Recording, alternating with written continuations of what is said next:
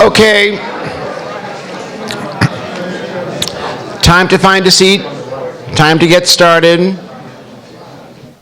So, good evening and welcome to the Kansas City Public Library.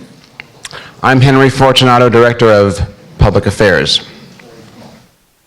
I want to say that appearances notwithstanding, tonight is not a tryout for the Kansas City revival of This Is Your Life. But it could be. That's because tonight's guest has had an extraordinary career in the field of hospital and health administration. But I should note it's one that nearly got derailed within weeks after he took his second job, when he went off on an errand and promptly wrecked his boss's car. Luckily, we and much of the world at large know John Bluford for far more than that. Since reading off a list of his accomplishments and honors would keep us here until dawn, let me leave it at this. In the 15 years that he has served as president and CEO of Truman Medical Centers, he has orchestrated a complete turnaround of that institution's corporate culture and financial operations. Along the way, he was recognized as one of the most influential people in healthcare and has served in numerous leadership roles. In the next few weeks, as all of you know, John will be moving on to the next chapter of his life. He even claims it's his idea. It was our idea that he should come to the library and engage in a public conversation with everyone's favorite library director. John will be talking about his life, his career, his observations, and maybe if we're lucky, he'll tell us what would have happened if only Kathleen Sebelius had listened to him. Ladies and gentlemen, please welcome John Bluford and Crosby Kemper III.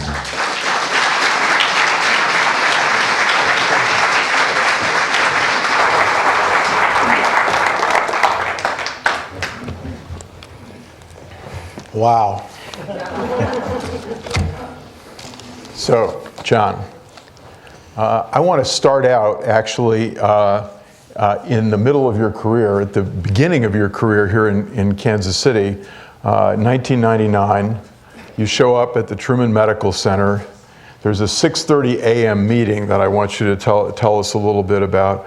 There are troubles at the Truman Medical Center, a lot of different troubles, financial troubles that all inner city hospitals are having, but maybe more importantly at Truman, there's a huge fraud, Medicaid or Medicare billing fraud, and you take over in the midst of this crisis, and it could put Truman out of business. So welcome to Kansas City. That was not a part of the job description, as I recall. And I've got my good friend, Mr. John Borden here, who happened to be chair of the board at that point in time. And in fact, I just didn't land in Kansas City. Mr. Borden came to Minneapolis and scouted me, as I recall. And we had a wonderful day walking through Hennepin County Medical Center, and then went to dinner and had fish. And I remember that because the fish had its head on it, Mr. Borden. And Mr. Borden loved that fish, so I knew I had a good in on the job opportunity. Told you about tropical Kansas City. Yeah, sure. That's right. That's warm right. and friendly it was here. So to the question, it's very interesting. About 2 weeks after I took the position, was offered an opportunity of a lifetime and came here. I called a special meeting at the Hyatt Hotel, which is now the Sheraton. And I had the executive committee of the board, and hopefully Mr. Borden remembers it. And this was an emergency meeting. I'd only been at the job for 2 weeks. And everybody was a little apprehensive. We all sat down. The first thing I said, I'm not going to quit. So then everybody took a deep blow. And then the second thing I said, I understood when I took this position that the system was broken. It is not broken. It is structurally defective. And that's how we started off. And that was the baseline which we started from. One of the reasons for me saying that, other than just a general culture that was not very functional at the hospital, is that we were under a lot of pressure. There were several things going on to start in the middle of the story, which was your question. That was, one, the executive director of the hospital and the dean of the school was suing the board of directors. And if that wasn't enough, he was also suing the medical school. And then two chairs of departments, radiology and medicine, which are very important in an academic medical center, they were suing the board chair or the board, I'm not sure. Meanwhile, the unions were lurking, looking at our nursing, and our culture was bad. That was the good news. The bad news... Yeah, you haven't even gotten to the federal prosecutor yet. The bad news is that the federal prosecutor, U.S. Attorney General, was suing the hospital for Medicaid fraud. Oh. And it was a $10 million suit. And if you'd been convicted, the hospital had been convicted, you would have been out of business in some ways, or it could have been. Could have been, or the Crosby family could have come in and bailed us out. You never know. You never know. You never know. But the point is that if we'd lost the suit, it would have been perhaps triple the damages, would have been a $30 million fine. And that's in the context of the hospital at that time in 1999, March 1st, had a deficit of $12 million without the lawsuit. So I thought it was time for some quick and decisive action. And I had one of my board members, whose name I will keep to myself. He was very helpful, and he helped arrange a conversation with me and Congresswoman Karen McCarthy. And the purpose of that meeting was for her to set up a meeting with the U.S. Attorney, Mr. Stephen Hill. 6 o'clock in the morning, at dark, in a basement room, downtown. And that was a great meeting. I was pumped. I mean, I was ready for this conversation with this attorney, and I went in this room, never been downtown in this building, never met him, seemed to be a very nice guy, and we talked about the weather, and we talked about Minnesota, bingo, bingo, bingo, and then finally I said, Mr. Hill, do you think Truman Medical Centers is a valuable community asset? And he thought for a second. He said, yeah, I do. I said, great, we got a lot to talk about. And that started a nice conversation about why it was critical that it survive. And at the end of that, I said, you know, if we get a fine for $10 million, we don't happen anymore. Right. And he kind of nodded his hand and I said, we have to figure out how we can get around this. And the long and short of it is that we had a landmark agreement. And my general counsel is here, and there's a term for some document that I signed, but essentially it laid out a game plan, a strategy by which Truman Medical Centers would improve its OB-GYN services. We were going to minimize wait times, we were going to reduce low waits, we were going to do all the things we should have been doing anyway. And the $10 million was held in some kind of accrual fund. And then we set up a blue ribbon committee, including the Surgeon General of the United States, which happened to be Mr. Satcher, Dr. Satcher at that time. And he named 3 or 4 people that within a year's time, they would come back and see if we made progress on those elements. And if we did, we're scot-free on the fine. So this is actually a huge success, and we can tell it's success. Henry mentioned a couple of things. You eventually become chairman of the American Hospital Association, the National Association of Public Hospitals. You're named one of the 40 most powerful men in American healthcare, and one of the 100 most influential. Though I do want to, at some point, I'll ask you how you can be one of the 40 most powerful and only one of the 100 most influential. Wouldn't it be? Well, no, because I was 33. Okay, I was number 33 on influential. but so I mean, obviously a hugely successful career, and we'll get into what happens at the Truman Medical Center over the last 15 years after that 6 a.m. meeting with the federal prosecutor and the congresswoman. But I want to find out about where you came from now. I want to know what made John Bluford, and it's a family that a lot of people, your family, know in Kansas City because of Lucille Bluford, for instance, who's a cousin of yours. Where were you born, and where did you grow up, and what was the family like, the Bluford family? Well, I was born in Philadelphia, Pennsylvania, and I stayed and lived with my parents up until the 3rd grade.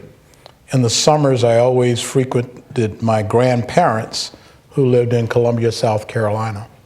And Columbia, South Carolina, Philadelphia, very different places. Inner city Philadelphia, Columbia, South Carolina, very different.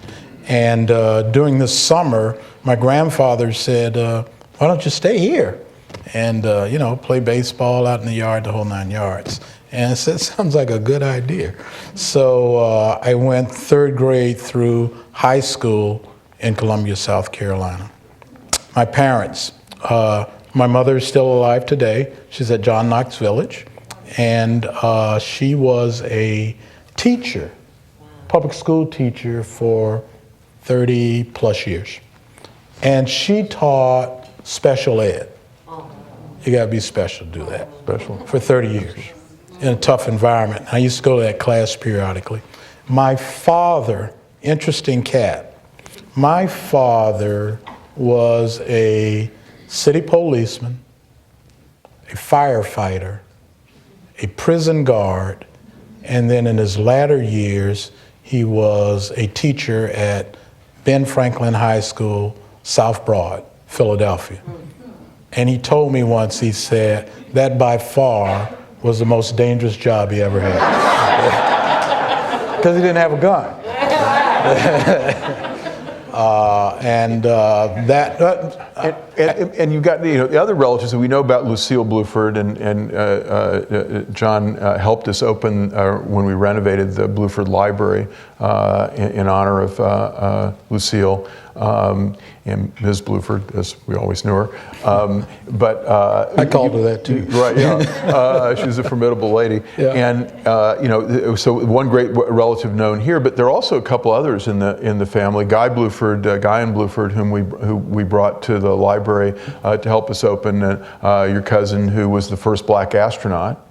An extraordinary man, and I think, isn't there also in your family a president of one of the historically black universities? Yeah, we have several students in the audience today from North Carolina A&T College, and F.D. Bluford was the president at North Carolina A&T College from 1925 to 1964, 65, and he kind of took it from a one-room place to this magnificent edifice that several of these very brilliant scholars represent here today. So he is a part of the family. And talking about the historically black universities and colleges, which have played a huge role in American history, and obviously particularly in African American history, not well enough known, though. If there are any Lincoln University graduates or Fisk alumni or Tuskegee alumni, they'll tell us about it here. But you were, in fact, you went to Fisk. Yeah, that was a life-altering experience. At Fisk University. I didn't get a chance to mention my father's father, who was a dentist and was the chair of the department at Providence Hospital, where there were no African American chairs, period, or privileges for that matter. And then I have to, for all practical purposes, I was really raised day in and day out by my grandparents, a postal worker for over 40 years, and used to eat breakfast with him every morning. And that's why I wake up at 5 in the morning, Joanne, before he went on his route. And my grandmother, who was a wonderful homemaker. Right. So that's that. So a great family background, and obviously being in the medical profession, there's there's the dentist in the background, and we'll get in a minute to the choice you made after Fisk about the medical career. But at Fisk you had some mentors at Fisk, some people who were important to you, some activities that were important to you. I did. So I went to Fisk in 1967. Most people in this audience know what was going on around 1967. I had I'm so lucky. I had a lottery number of 320 something. So but I had For the young people in the audience, that means you wouldn't be drafted. Right. You wouldn't have to go into the Army. But I had all kind of basketball injuries already lined up, just in case I was And I'll never forget, I had an opportunity. I had scholarship offers at Furman University in South Carolina and Notre Dame University for basketball. And there's a guy at Notre Dame at that time, his name was Austin Carr. Right. He was a lead guard there. Right. And I thought about that very hard. And I had family who had gone to Fisk over the generations. And I went to that campus before I graduated from high school, and I just liked the feel of the campus. We've got some Fiskites here now, you know what I mean. And the campus looks the same today as it did then. And I went back home and I wrote a letter, handwritten letter, to the athletic director of Fisk University. I wish I would have kept a copy of that letter. But the letter said, Barbara Neer's looking at me. The letter said, this is your lucky day. I am coming to Fisk University. And here's my basketball resume. So I sent him all my little clippings and everything. And he invited me to come up. That is not a scholarship. That's an invitation to come up. And I did, and you should have seen this guy's face when he saw me. You know, I used to be 6'2", but he saw this body. And I ended up walking on, and you talk about mentors. One of the seniors on that team, for whatever reason, just said, hey, why don't you come with me? And he made me his roommate, which means I was in the better dorm. This is good. This is good. And I played ball for 3 years, 2 of them on scholarship. And my last year, or before my senior year, was right after Martin Luther King's assassination. And the campus was in flames. And I found myself in a leadership role among my peers. And the university saw that and encouraged me to run for president of the student council or whatever it was, and gave me a nice job and a full scholarship, academic. So I didn't have to play ball. And I didn't, and really began to hone and learn leadership skills, which was it was life-changing. I'd say that my experience at Fisk University is the most critical, valuable experience that I've had that got me to this podium this afternoon. And you did find your way to the library, we're certain. I always, yeah. As I tell all my friends, I spent all my time in the library. I paid him to say that. And there is a Bluford library in Greensboro, North Carolina, off of Bluford Boulevard at A&T College. Is that right? Excellent. Excellent. But so one would have thought at this point, you're a star at Fisk and a good scholar, that you would have become a doctor or a dentist. You would have followed the family profession or maybe a teacher. But you chose not to. You made a different decision at that point to go into what ultimately took you here. Totally serendipity. Happened to be in the student union, just left the library. I'm in the student union. And a recruiter from Northwestern University, Carlin, Northwestern University, before the Kellogg School of Business, but it was a business school, the B school. And he comes out and says, hey, come here for a second. I said, what can I do for you? He says, who are you? I tell him. He says, what do you do on campus? Well, you know, I'm in the fraternity, and I'm the bacillus and student council vice president, and yada, yada, yada. Used to be a captain on the basketball team. So he says, you know, you ought to go to business school. And I said, really? I have no clue what one does at a business school. And he goes on to say, he said, well, where were you going to? Well, I'm in pre-med, and I think I'm going to go to medical school. And he says, well, you know, you don't have to be a doctor to work in a hospital. You can hire the doctors. And in doing that, Mark Steele, and in doing that, you can impact many more people than a doctor can, than one physician can. And I said, well, yeah, but I want to be a doctor. It's kind of in the family, yada, yada, yada. He says, but if you take the graduate school test and pass it, we will give you a free ride to Northwestern University for a 2-year program. And at that time, as I told my students yesterday, that was $4,000 a year. And with $4,000 a year, you could buy a Porsche. It was a 914 Porsche, but it was a Porsche. And I said, well... Eyes on the prize. Yeah, that's right. But that didn't do it, Crosby. It really didn't. And then he could see that didn't excite me necessarily. And then he says, and I'll give you $250 spending cash every month. Done.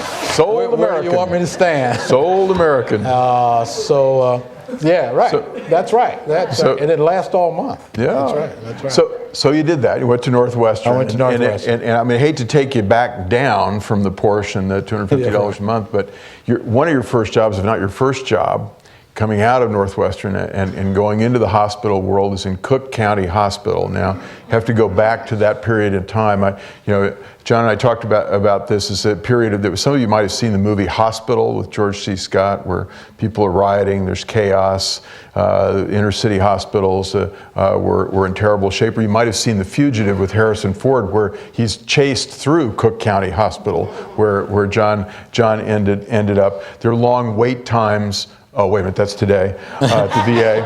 But so it wasn't the best era of hospital management. Your first job, one of your first jobs is as night administrator, right, in the Cook County Hospital. Tell us that story of your... Well, first I have to apologize for many of my friends and colleagues in the audience, because they've heard this probably too many times. But it's an interesting story. It's a good story. It's an interesting story. So I worked as a venereal disease epidemiologist between my 2 years in graduate school. Wait, first tell us, what is an epidemiologist, and is it legal in Missouri? What an epidemiologist does is track things that are illegal and harmful to the community, like venereal diseases. Gotcha. And it's a scientific approach to tracing and tracking down the origin of the disease. And so I go to Northwestern, and I spend a year in class and found out that I wasn't as competitive in the classroom as I was accustomed to being. Well, why was that? Well, probably a number of reasons, but the primary reason is that all of my competition were people in mid-level career, and they were coming back to school to get the degree and then go back and get that next promotion in a hospital. And I didn't have the work experience. So I went to the school and said, will you delay or postpone my scholarship? And I need to go work. And I had a job with CDC out of Atlanta as an epidemiologist before I chose to go to graduate school. I called them up and I said, I'd like to do this epidemiology thing. I went and got all my training in Atlanta. They placed me in St. Louis, Missouri, at my request, and I worked there for 3 years. And one of those years I had the highest caseload in the country for syphilis and gonorrhea. Well, so why is that? Because I worked all the time and especially on Saturdays and Sundays.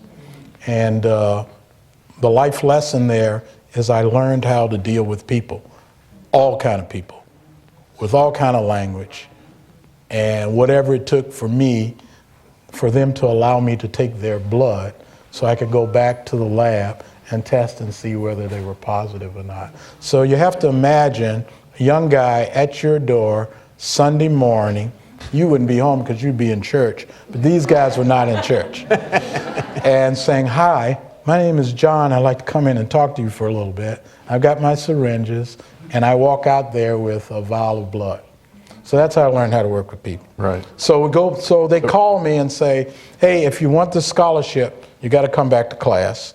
I think it's 1974. And if you come back, we have a job for you at Cook County Hospital at night. The night administrator at Cook County Hospital in 1974. It's like a horror movie. So I had this tremendously fortunate experience that there was a very mature, highly qualified Jewish management team at Cook County Hospital that had just been recruited from Michael Reese Hospital, which was one of the premier hospitals in Chicago. They were recruited to come save Cook, and they were my mentors. This is just pure luck. And I went in, must have made a nice appearance, looked folks in the eye, stern handshake, Marcella, and these guys said, "We're going to make you the night administrator, and this is your office," which was the chief operating office, the big guy who ran the hospital. His name was Bob Shackno. Some of you met him at one of the events we went to. His boss name was Bill Silverman, and they gave me 2 or 3 weeks training during the day, and then one night gave me the keys, and I mean, it's a big wad of keys, because of 18 buildings at Cook County Hospital and 3,000 beds. And they said, if you have any problems, just give us a call. And I'm saying, great. And then inside, I'm saying, these guys are nuts. And I made it through, and I made it through for a number of reasons. They always had my back, that's one. Ignorance is bliss, so you don't know what you don't know. And I just went at it. And man, I bonded with a couple dozen nurses in that hospital, and they taught me hospital administration. But there's one moment when fire breaks out. That is true. And what did you do?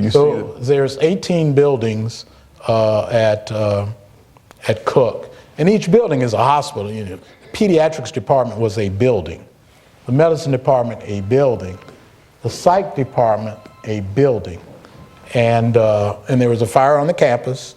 Out of those departments, which building do you think caught on fire? Psych building. How did you figure that? So the building's on fire. I'm sitting in this office. I've got 3 TVs, ABC, NBC, CBS, and all the fire trucks are coming to Cook. So I'm saying, what the heck is this? Where is this?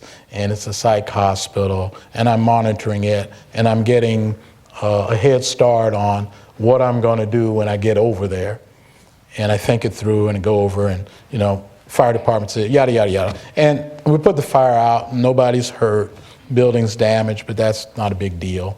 And then I go back to the office, and it's about 12 midnight or so, and I call Mr. Shackno, and I said, "Hey, this is John. I just want you to know that the psych building was on fire."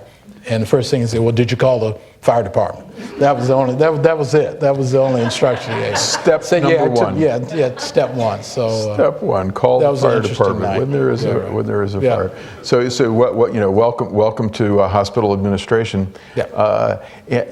So now let's talk about what you did at Truman, what you've done over the last 15 years. You came to Truman, as you mentioned, from Minnesota, from what I assume is a premier hospital, the Hennepin County Hospital or Health Center, and you arrive in Kansas City to this very tough environment, a hospital, we used to call an indigent hospital. Now we call them safety net hospitals, and losing money, problems with the prosecutors, problems with the doctors, problems with Medicaid, problems with the financial system. Cities looking for a way to reduce its commitment to the, which it eventually does. It takes $10 million, if I remember correctly, away from you, not only a couple of years after you get there.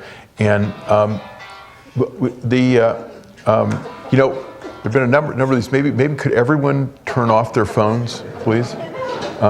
I charge a $500 fine in my boardroom. Excellent. We may take that to heart around here. So you are when you arrive at Truman, you're part of a movement, one of the leaders of a movement in the United States to redefine hospitals, from being about inputs to being about outcomes. You've got some phrases for this, but to change the whole notion of what a hospital is about. The culture of wellness, I think, is one phrase that's used. Can you describe that, the change that goes from, you know, it's about beds to it's about outcomes Yeah, you're really jumping around on me a little bit, but one thing needs to be perfectly clear. The question is, what did I do or what have I done to change Truman Medical Centers? And if you don't get anything else from this conversation, it's all about we.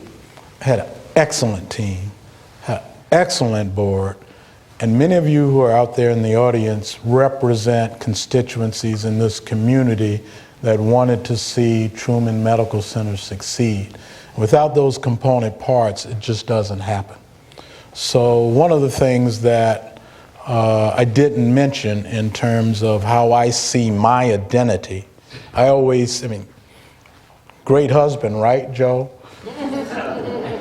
Good father, you know, academician, hard worker. But when I look in the mirror, I see point guard. That's all I see. And I use all that as a metaphor to say I really like distributing the ball and making the team better, and like seeing other members of the team succeed. So that's my whole deal. So that's one of the secrets of some of the successes that I've had. And then the second part, as you know, because you've been an executive, if you don't have top talent around you, it doesn't happen. And I've been very fortunate to have that. Mr. Borden allowed me to bring 6 or 7 professionals with me from Minneapolis, and then we complemented that peer group with 5 or 6 Kansas Cityans, and we made a lot of honey. I mean, we had good harmony, good mojo, and that's what helped us get to where we are. It is all about people. It's always about teamwork and getting the best people. But even with that, the team, the players have got to have a playbook. They've got to have a game plan. They've got to have a strategy. And you've been part of something, a movement that's really changed American healthcare, in particular inner city hospitals, and particularly Truman.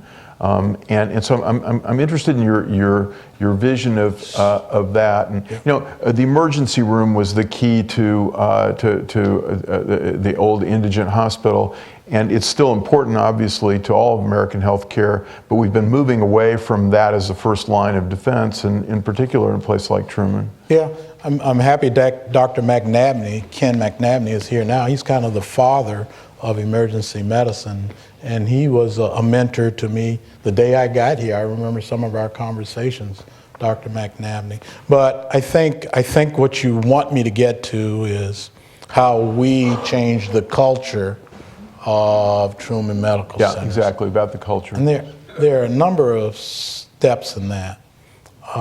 First thing is to set high expectations and make it simple. And if you were to come to any presentation of mine today or 15 years ago, I would tell you that Truman Medical Centers is about good clinical outcomes, good customer service, in a pleasing environment, in a aesthetically pleasing environment. And I later had to change that aesthetically pleasing environment because some of the staff people didn't know what the hell I was talking about. And I can tell you why, because Hospital 101, first thing you do, if you're from the Kellogg School of Business, you take a new job, you change the lobby. I mean, that's just standard operating procedure. And our lobby needed to be changed. And we spent some $250,000, Susie, that we didn't have to take the folding chairs out of our lobby and make it presentable for patients to feel comfortable in. And it was beautiful then, and it's beautiful now. It's a living room. And the patients love it, and they respect it. But one of my housekeepers, we call them environmental service workers, at the grand opening of the lobby, she comes up to me and says, Mr. B, I see what you're talking about now. I like this place. She didn't have a clue what aesthetically pleasing was, but she understood what she saw. And she said to me, I remember it very vividly, I don't mind cleaning this place now. So I knew we had a shot. We had a shot. And that was one of the milestones of if you look good, you feel good. And our hospital looks very good. It looks very good. Beautiful place. And the people in it, whether it's our physician staff, our nursing staff, our rank and file, patients or visitors, they feel good and proud to be in it. So the idea was to set a vision that everybody could buy into, feel good about, and be respected. So I think one of the things about my structurally defective comment to my executive committee was that the hospital, well, the public had a poor perception of the hospital, the community. But so did the employees. And if you can't fix it from within, you can't expect it from without. So we had to really dig deep and set some guidelines. We will have good customer service, and we will have good clinical outcomes, and it will be clean. Everything else we'll worry about later. And you're either on it and with it or not. So you have to make a couple of examples. We had a 30-some-year employee, Crosby, who was well respected in the hospital, happened to run our, well, I won't say what department she ran because a lot of people would know who it was. But I interviewed her before I took the job. You didn't know this, John. I went around the hospital, interviewed a whole lot of folks. They didn't know who I was, so I get the real deal. And I said, well, just tell me, well, what's the culture of Truman Medical Centers? And I'll never forget this. She said, well, the exception is the rule. And if you were to call a meeting for everybody to meet in the parking lot at 12 noon tomorrow, half the people wouldn't get the message. And then of the half that did get the message, half of them wouldn't show. And then half of those people would come late. And I said, wow, that is very interesting. What do you think would happen if I were to get that CEO job? And she looked me in the eye and said, I have no idea. And I looked her in the eye and said, wrong answer. And as soon as I got the job, I displaced her and let people know why. And I had employees come up to me periodically and say, hey, I'm out of here. I don't like the new rules. You know, you got to show up on time. You got to be here every day. That's not part of my program. And I had to give them credit, and I shook their hand and said, that's a good decision. I wish you well. And it took a while. You know, it takes 2 years to thin that out. And then the other thing, I had this tremendous talent. I wish you were here tonight. Dr. Marjorie Smeltzer, PhD in English. And I hired her. And you know where I hired her? Well, she's brilliant. Dean, provost. She was the dean at the acting dean at UMKC at the time. But she was also an excellent tennis player. and we were playing tennis next to the Nelson Museum, whatever that club was. Rock Hill. Rock Hill. And we ended up on the same team one day. And boy, we had good chemistry. And I really liked her under stress and pressure. Regardless of what the score was, she was solid. And I liked that. And we won a lot of games. And I said, you know, you need to be working at Truman Medical Centers.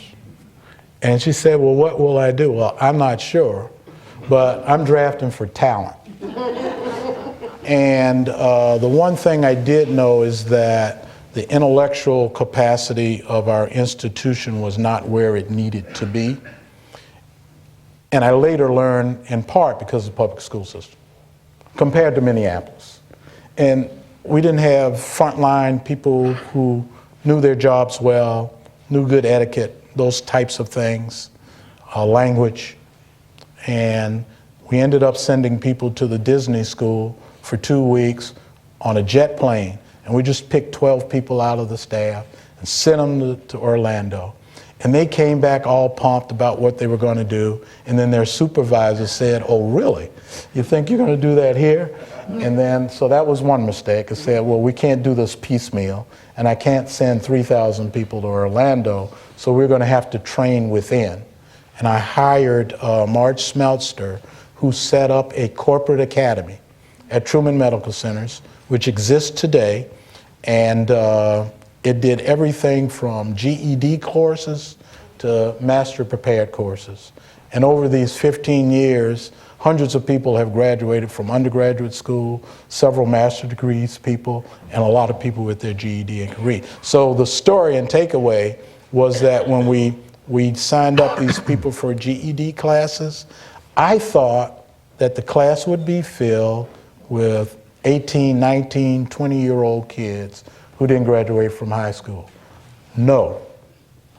50-year-old white men who'd been working at that hospital for 30 years. And I had one of those gentlemen come to me after his classes with tears in his eyes, and he said, I just read my granddaughter's birthday card. Can you believe that? That's some powerful stuff. So those kind of stories to me said, we got a shot at this. It's a burning platform, and the doctors who remained there, who weren't suing the hospital and everything, under the leadership of Dr. McNabney and Dr. Steele and many others, gave me hope and promise that we could turn it around because everybody's committed to the institution. And so you created the corporate culture with the corporate academy, the healing arts gallery, the aesthetically pleasing environment for both the patients and the staff and for the community, really. Set some culture, some professional standards as well as some cultural standards, the kinds of things that we all have to do to be successful. What is it that then changed in terms of the delivery of service in the hospital? I mean, you have, again, you've got a very difficult situation. You have a huge amount of unpaid. You get the emergency room usage. You get the chronic diseases that particularly in the inner city without the culture of wellness. So you don't have preventive care going on in the community. And you have people dealing with problems after they've become really serious problems. Right. How do you change that? How do you change the outcomes? Yeah, well, I do a talk. I've done it around the country probably 3 or 4 times now. And the title of it is Leadership Equals Love, Passion, and Mission. Or Love, Hope, and Passion. Love, Hope, and Mission. Love, Hope, and Mission. Love, Hope, and Mission. And then sometime I change mission to passion. And I think that many of the staff and employees, regardless of their job responsibility, really picked up on the passion that I possess for doing good and making a change and making a difference and winning and winning. And that somehow became infectious with key people to help build a winning team. And the passion part converts to energy. And my job was to energize the walls, the floors, the carpet, the people, the minds, the hopes, the aspirations of our institution. And I worked on that, and I worked on it 14 hours a day, 16 hours a day, 7 days a week, every week, for 5, 6, 7 years. And I believe, as much as anything that I may have said or tried to convey, the fact that a lot of employees, not the 9-to-5ers, but a lot of employees would come to work and they'd see my car there. They would never tell me that, but I know they check, because I know stuff. And I think that was a symbol or signal that this is for real and change. And then the one other thing that I think was important in all of the people that transplanted here from Minneapolis, I said, first of all, will you go with me? And they said, yes, when are we going? And 6 of the 7 people had never been to Kansas City. And then and I made them come to Kansas City and see it. And then secondly, I said, I have one requirement: you must have home ownership within 90 days. Because I wanted to go back to the staff and let them know we were here for a long haul. So that is one way to minimize or handle the weebies. Anybody know what the weebies are? Weebies. We be here when you got here, we be here when you're gone. Well, I needed to neutralize that and say, I'm going to be here for a long haul, you may be gone. And I think that was an important message in changing the culture. So talking about culture some more, one of the things that you've done that you've gotten national attention for, going along with the Healing Arts Gallery and Healing the Healers and the lobby changes and the various things you've been talking about, is the harvest market and the mobile market. Yeah. And bringing healthy food and a consciousness in the inner city of healthy food and nutrition, even cooking demonstrations, teaching us. We've worked with you in the library on this. You've come to the library, to our Bluford library, and done this. Talk about the importance of that. Yeah, I can't remember how or why we got into it. Just probably some bright idea. We said, let's do it. And we set up a farmer's market. They call it the Healthy Harvest now. It's basically a farmer's market. But the food is brought in by a distributor who drops off all of our fresh fruits and vegetables before it goes to Price Chopper and Hen House. So it's all wrapped and all that sort of stuff. And we started it right under my office pavilion.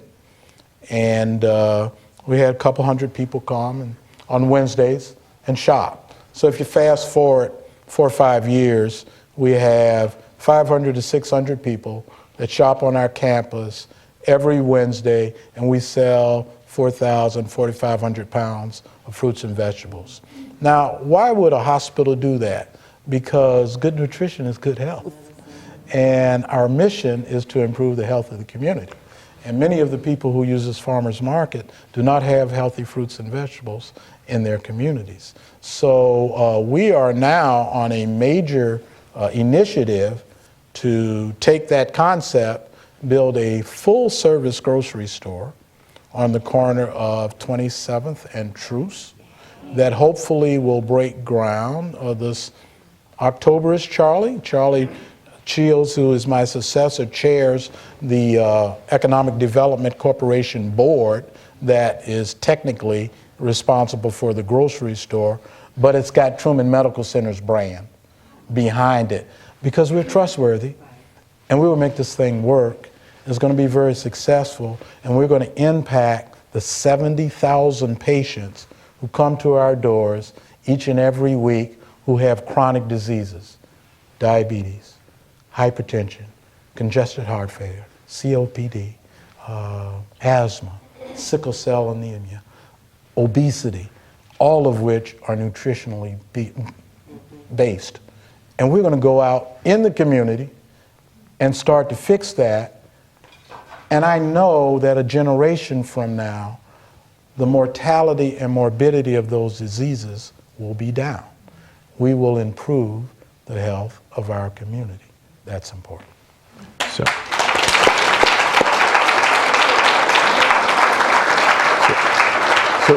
one of the phrases you've used to describe this is thinking outside of the bed.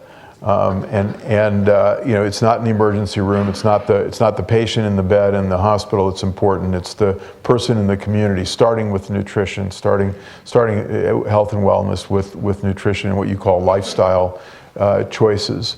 What's the next stage of that? How do we take this farther?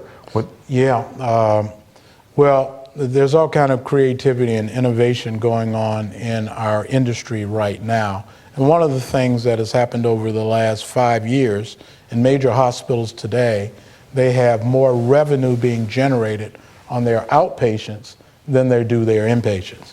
That is a total reversal of the history of our business. It's always been inpatient based and outpatient as an afterthought. Well, with the new pharmaceuticals and new surgical techniques and so forth, people go get knee operations and go home out of the outpatient now, which didn't happen years ago.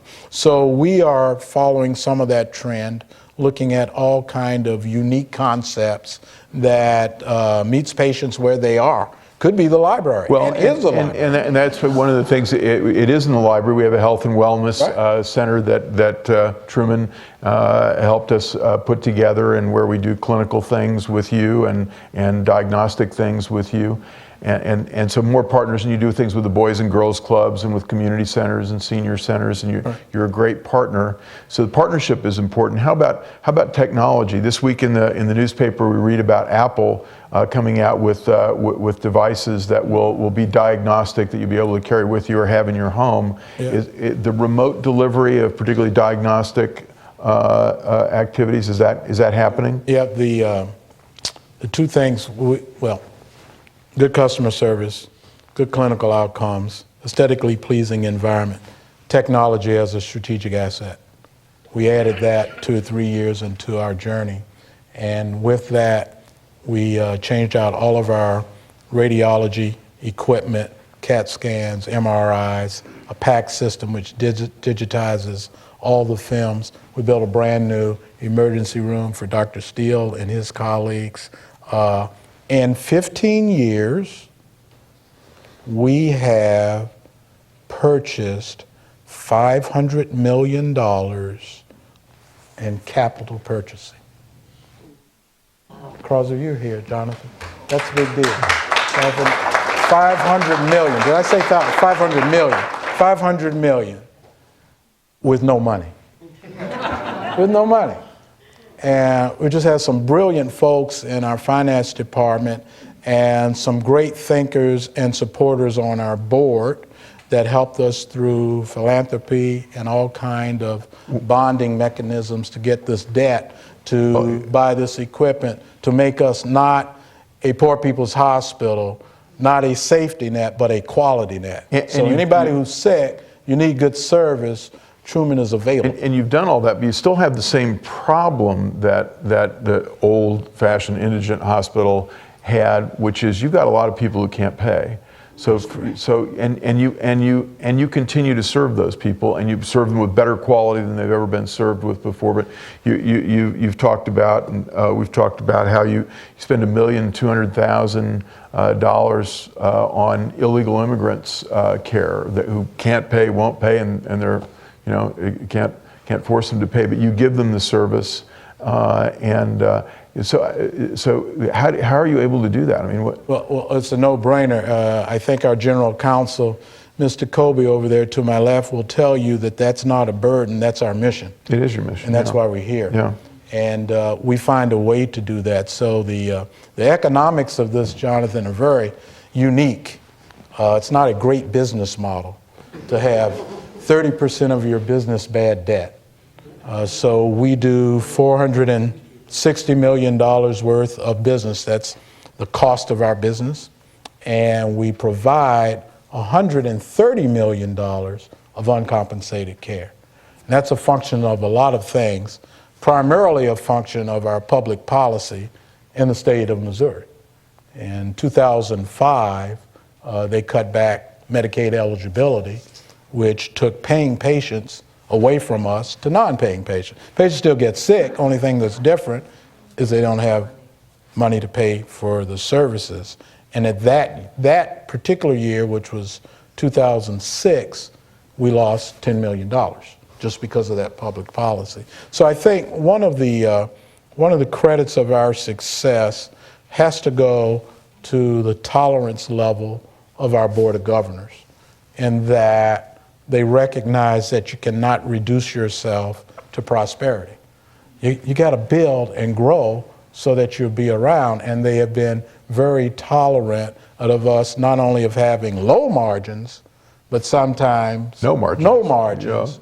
Yeah. With the hope and the vision that we'll have a margin next year. But we continue our game plan and our strategy, and that is what has separated us from other similar institutions around the country. And so let's talk for 1 minute before we close about the state of healthcare today, the Affordable Care Act, Obamacare, Missouri opting out, at least currently, of Medicaid expansion part of the ACA.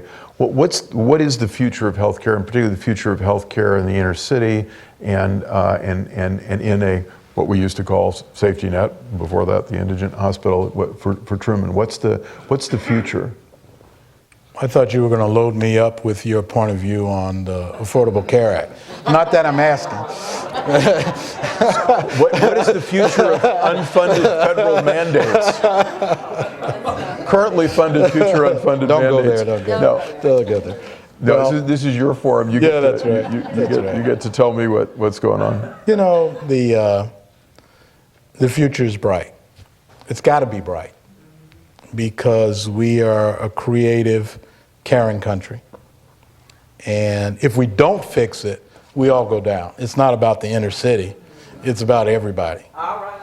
And Baptists. And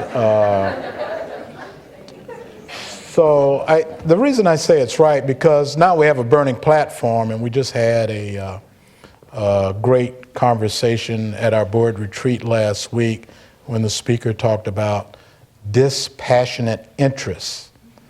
And the whole financial situation is such that something different has to happen. It's not that we don't think healthcare should be around for everybody. It's just we got to do something different. And we will. So I think that the Patient Protection Accountable Care Act is a great start for a number of reasons. I mean, what can be bad about giving 30 million Americans access to health care? It's all good. What's wrong with that? And then the second part of it is that it creates a conversation. Yeah. I mean, health care, everybody's talking about health care. 10 years ago, we would not be talking about and asking specific questions with knowledge until that. So I think Medicare was passed in 1965. It took 6 or 7 years before all of the states signed up for it, just like the PPACA. And today, in 2014, Medicare passed in 1965, 66. We're still tweaking it. We're still fixing it. We're still trying to improve it. So I would suspect the same will happen with the Accountable Care Act. And then the last thing, I think slowly but surely there is now a growing culture of health among the populace. And the bottom line is stay healthy and not get sick, and then you don't have to pay for health care. Yeah. And the system is constantly ratcheting itself down, becoming more efficient talking about bundle payments and continuity of care and fixing the whole person and not paying per procedure. All those things are going to come into play.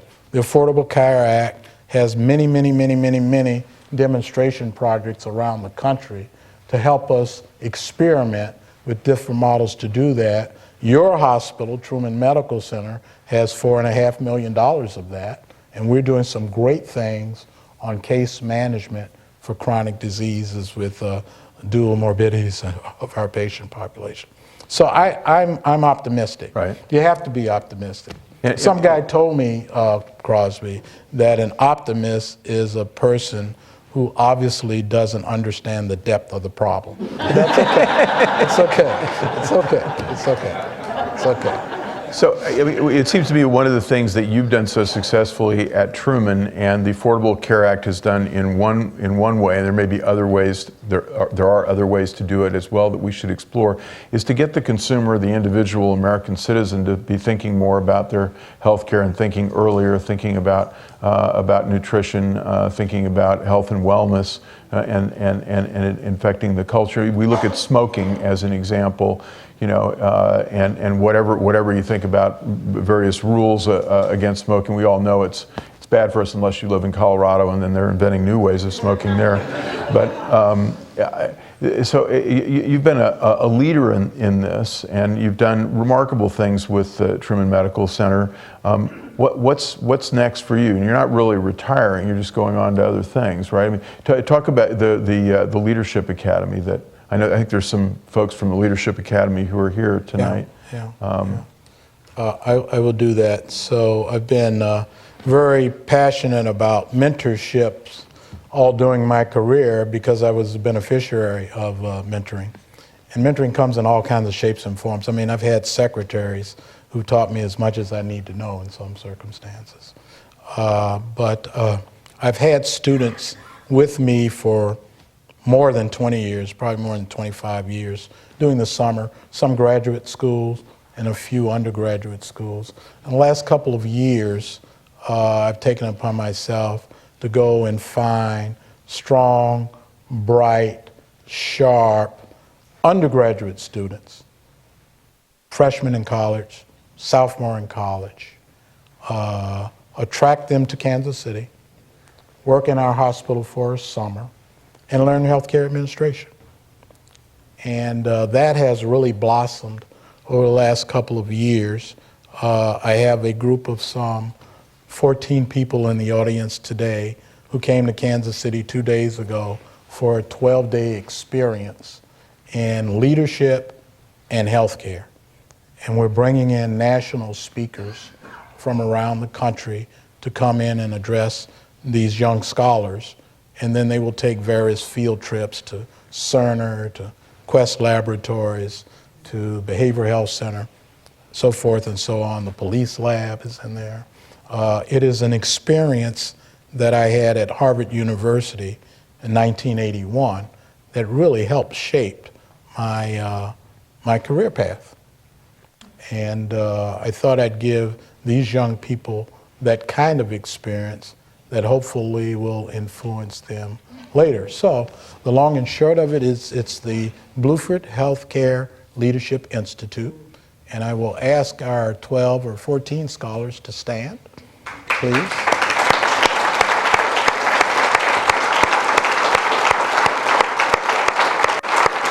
Thank you for being here. It's all good.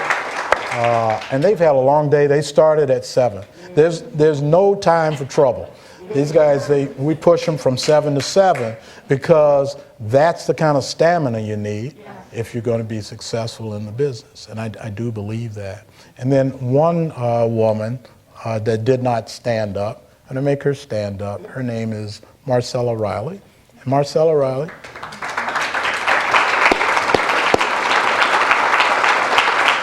So Marcella's been at Truman for 4 years now.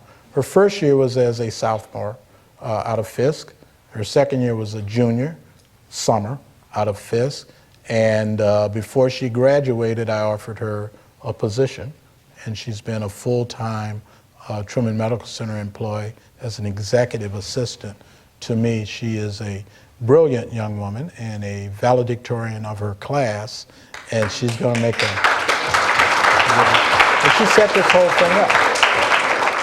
So we have a grand total of 2 staff people. Miss Cargill, are you in the room? Please stand, yeah, because you guys put all this together.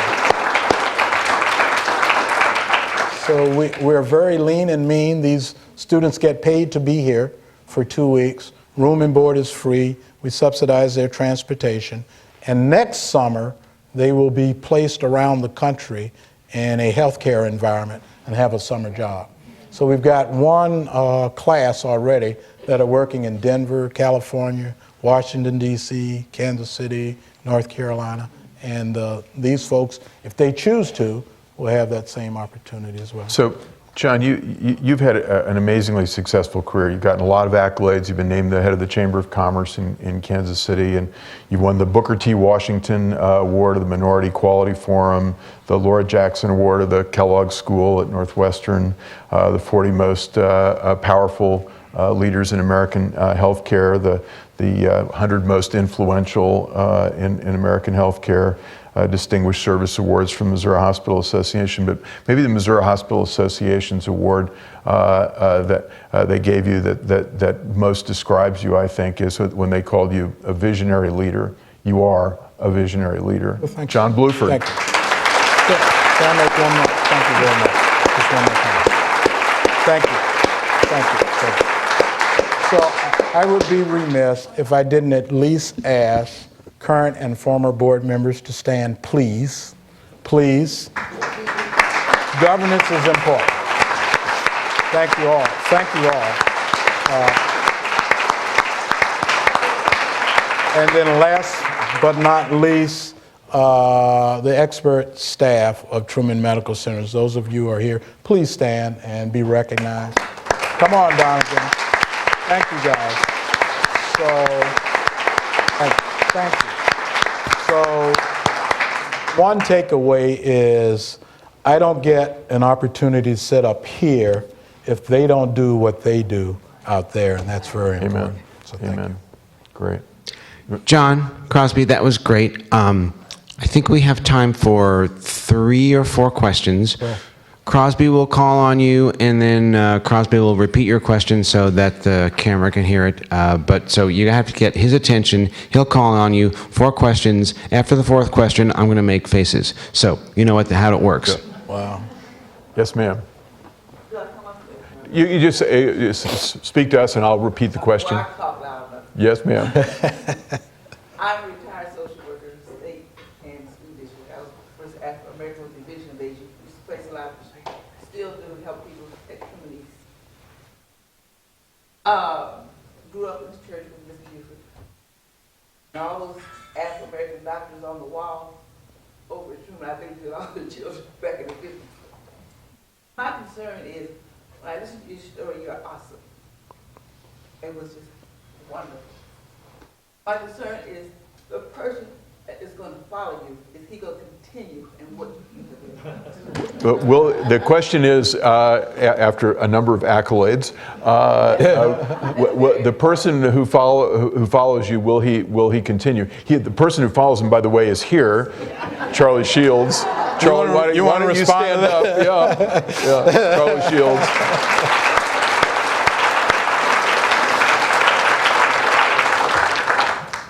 Go for I it. told you in the lobby, I will do my best. Charlie says he'll do his best, and he had a great mentor right here. So, Well, it wasn't me, it was her. Charlie has an excellent team to support him. It's the same team that I had. There's a great deal of continuity in what we're doing. We had a very successful succession plan. It was a process, not an event. This process has been taking place for 3 years. Everything won't be the same, but it will be more alike, I hope, than not. great. Are you okay? Yes, ma'am. Right here. Yeah. What would you say your most important lesson from those night shifts were? Most important lesson from the night shifts. Oh, that's a pretty easy question. Major hospitals and academic medical centers, they are very different at night. It's like night and day. And the temperament, the metabolism, the rhythm, the staff, the culture, everything's different. And it's good to understand and know that. Yes, sir, right here. My son is currently a graduate student in a healthcare administration curriculum at Baker. At where? Baker. Baker. Sure, yeah. So he has class tonight, so my assignment was to come and ask, how does he start to prepare as he will soon graduate about a year from now? Right. To enter into this industry. What are the networking kinds Right. of opportunities that Right. I need to be having a discussion with? Right. Is So I that hope his everybody name heard and that. phone number on that? Yeah. Yes, Piece of sir, I paper? do. Representing his son, who's a healthcare administration student. That was easy. He has just successfully networked and he doesn't even know it. Yeah. You know, you don't know if you don't ask. You never get it, right? Thank you. Yeah. Okay, yes, sir. That Don. is Dr. Potts. As a faculty member at UMKC and spending most of my academic career at Truman East, now known as Truman Lakewood, I was hoping you would give at least some credit to Truman Lakewood because of what we have there. What I do want to do, 2 short stories. In the first couple of weeks that John was in his new position here, he came out to Truman Lakewood, Truman East at the time, and sat in the waiting room many times just to listen to what people were saying about the institution. I don't know whether he liked what he heard or not, but he was the one that went back and said, we need to change the waiting room. Because the waiting room out at Truman East at that time was nothing more than a small room where people would come in and ask somebody, where's the waiting room? Now, the waiting room looks like the Grand Hotel of Paris. It's absolutely beautiful. Go out there sometime and look around, see what Truman Lakewood is like. Very, very good. Okay, since that wasn't really a question, we'll take one more question. A recent study. You got one guy over there. Okay, we'll take one more A over here. recent study looked at how hospital CEOs were evaluated, and it found that there was a lot more emphasis placed on customer satisfaction Yes. rather than outcomes and rather than nonprofit care. How do we change that culture in American hospitals? Why should we? Do you think that's, well, Well, it's certainly one. I mean, customer satisfaction is important.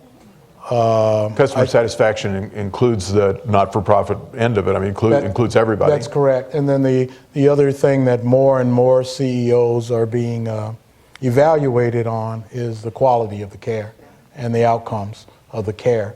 And that's a new emerging element of the evaluation process. So, it's kind of like you have to take the bottom line, which used to be the only criteria, and that's kind of for granted.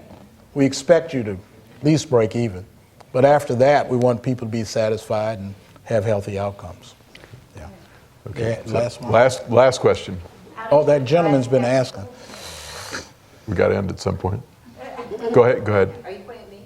No, you're going to be second. I've just Okay. taken over the meeting. I Okay. think that- Right, okay. Last one. Next to last one. Yeah, and then you're last. I would just like to hear you think out loud for a minute or two. Oh. Right. My Challenge of rural healthcare. Yeah, and rural health care always means 100 beds or less, most of the time 50 beds or less, and often 25 beds or less, which means you have a census of 8 patients. And I've had the privilege of traveling around the country from San Juan to Anchorage, Alaska. And in those travels have been subjected to a lot of rural health care issues.